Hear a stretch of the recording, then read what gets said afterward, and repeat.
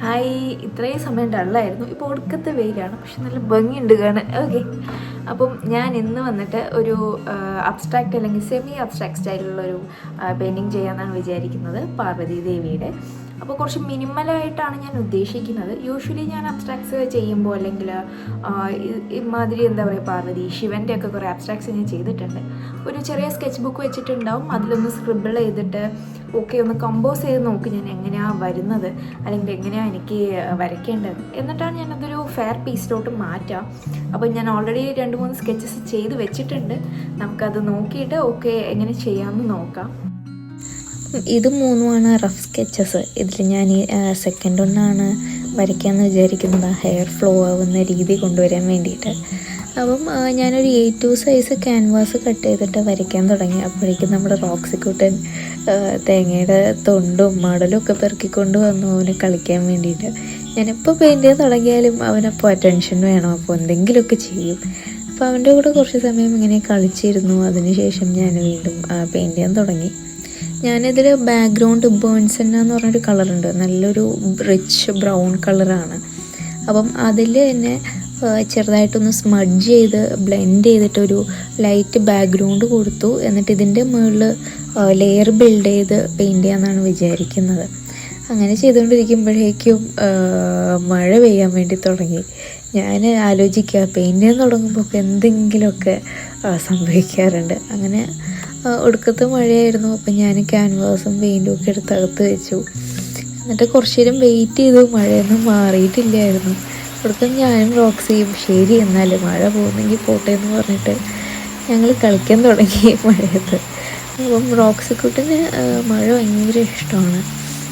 മഴയത്ത് കളിക്കുക, വെള്ളത്തിൽ കളിക്കുക, ഇപ്പം ടാങ്കിൽ വെള്ളം നിറഞ്ഞ് കളയുമ്പോൾ അതിൽ കളിക്കുക, ചെടിക്ക് വെള്ളം ഒഴിക്കുമ്പോൾ അതിൽ കളിക്കുക. അവനതൊക്കെ ഭയങ്കര ഇഷ്ടമാണ്. ഞാൻ ഈ ചില റീൽസൊക്കെ കാണാറുണ്ട്, ഈ ഡോഗ്സിന് കുളിക്കാൻ ഇഷ്ടമല്ല, വെള്ളം ഇഷ്ടമല്ല എന്നൊക്കെ. പക്ഷേ ഇവൻ കംപ്ലീറ്റ്ലി ഓപ്പോസിറ്റാണ്. അങ്ങനെ ഞങ്ങൾ കുറച്ച് നേരം മഴയത്തൊക്കെ കളിച്ചിട്ട് ഇങ്ങനെ മഴയൊക്കെ ആസ്വദിച്ചിരുന്നു. പിന്നെ പെയിൻറ്റ് ചെയ്യാൻ തുടങ്ങിയെടുക്കും ഈ ഒരു അവസ്ഥയിലായി. എന്നിട്ട് ഞാൻ കരുതി ഓക്കെ ശരി എന്നാലും പിന്നെ എങ്ങാനും പെയിൻറ്റ് ചെയ്യാമെന്ന്. ബട്ട് ഓൾറെഡി ഞാൻ കുറേ ഇങ്ങനെ പ്രൊക്രസ്റ്റിനേറ്റ് ചെയ്ത് കൊണ്ടുപോകുന്നുണ്ടായിരുന്നു. പിന്നെ ഫ്രഷ് ആയതിന് ശേഷം ശരി ഇന്ന് തന്നെ പെയിൻറ്റ് ചെയ്ത് ഫിനിഷ് ചെയ്യാമെന്ന് വിചാരിച്ചു. അപ്പം ഞാനിതിലൊരു 2 കളർ കോമ്പിനേഷനാണ് യൂസ് ചെയ്യുന്നത്, ബ്രൗണും ബ്ലൂവും. കാരണം അത് കുറച്ചുകൂടി ഒന്ന് എന്താ പറയുക, അധികം ഞാൻ യൂസ് ചെയ്യാത്തൊരു കോമ്പിനേഷനാണ്. എന്നാലത് കുറച്ച് നമ്മുടെ പീസിനെ കുറച്ചുകൂടി യുണീക്കായിട്ടും നമ്മളെന്തൊക്കെ ചെയ്തിട്ടുള്ള പോലത്തെ ഒരു രീതിക്ക് ഫീൽ ചെയ്യിപ്പിക്കാറുണ്ട്. കാരണം ഈ 2 കളേഴ്സും ബ്ലെൻഡ് ചെയ്തെടുക്കാൻ കുറച്ച് ബുദ്ധിമുട്ടുള്ളതാണ്. അപ്പം ഞാൻ അധികം ഡാർക്കായിട്ടും പ്രോമിനൻ്റായിട്ടും അല്ല ചെയ്യുന്നത്, ചെറിയൊരു സോഫ്റ്റ്നെസ് കൊണ്ടുവരാനാണ് ഈ പെയിൻറ്റിങ്ങിലൂടെ ഞാൻ ശ്രമിക്കുന്നത്. അപ്പം ബോൾഡായിട്ട് ഞാനിങ്ങനെ പെയിൻറ്റ് ഡംപ് ചെയ്യുന്നില്ല. യൂഷ്വലി അബ്സ്ട്രാക്റ്റ് ചെയ്യുമ്പം ഞാൻ നല്ല തിക്ക് സ്ട്രോക്സ് കൊടുക്കാറുണ്ട്, ടെക്സ്ചറായിട്ട് ഇങ്ങനെ പെയിൻറ്റിങ്ങിന് അപ്ലൈ ചെയ്യാറുണ്ട്. ഈ പീസിൽ ഞാനത് ചെയ്യുന്നില്ല, കാരണം ആ ഒരു സോഫ്റ്റ്നെസ് കൊണ്ടുവരാൻ വേണ്ടിയിട്ട് തന്നെയാണ്. മാത്രമല്ല ഞാൻ ബ്രഷ് വെച്ചിട്ടാണ് ആ ഒരു ടെക്സ്ചറിൻ്റെ എഫക്റ്റ് ഞാനിതിൽ കൊണ്ടുവരുന്നത്. പിന്നെ ഫേഷ്യൽ ഫീച്ചേഴ്സൊക്കെ ഡാർക്ക് ബ്രൗണിൽ ഞാൻ ആഡ് ചെയ്ത് കൊടുക്കുന്നുണ്ട്. നമ്മൾ യൂഷ്വലി ബ്ലാക്ക് ഈ മാതിരി ഫേഷ്യൽ ഫീച്ചേഴ്സിൽ ആഡ് ചെയ്ത് കഴിഞ്ഞാൽ അത് ഭയങ്കര ആർട്ടിഫിഷ്യലായിട്ട് ഇങ്ങനെ കാണും. നമ്മൾ നേരിട്ട് ആ പെയിൻറ്റിങ് നോക്കുമ്പം അത് മാത്രം ഇങ്ങനെ പോപ്പായി കാണും.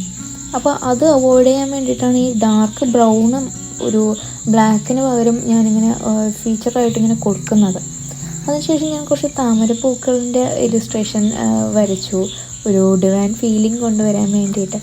അതിനുശേഷം അകത്ത് കളേഴ്സ് ലൈറ്റായിട്ടൊന്ന് ബ്ലെൻഡ് ചെയ്തെടുത്തു.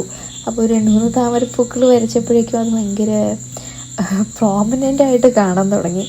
ഞാനപ്പം ശരിയെന്ന് പറഞ്ഞിട്ട് അതിനെ ബാലൻസ് ഔട്ട് ചെയ്യാൻ വേണ്ടിയിട്ട് കുറച്ച് ടെക്സ്ചറും ലെയേഴ്സും അതിൻ്റെ മുകളിൽ ആഡ് ചെയ്തു. അതിനുശേഷം ഞാൻ ഓവറോൾ ഒന്ന് ടച്ചപ്പ് ചെയ്ത് കൊടുത്തു.